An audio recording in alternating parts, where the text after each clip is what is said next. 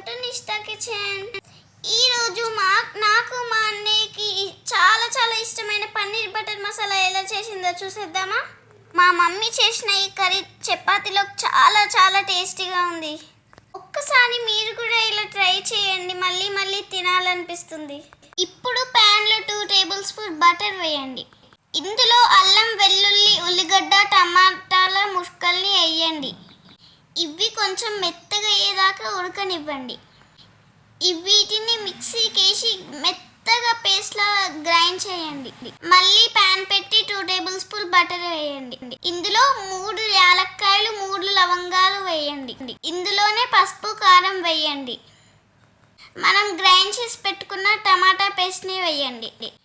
ఇది ఒక 10 మినిట్స్ బాగా ఫ్రై చేయాలి. ఇందులో 1 గ్లాస్ వాటర్ని వేయండి.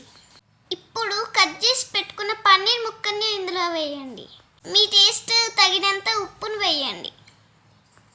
ఇది ఒక 10 మినిట్స్ బాగా ఉడకాలి.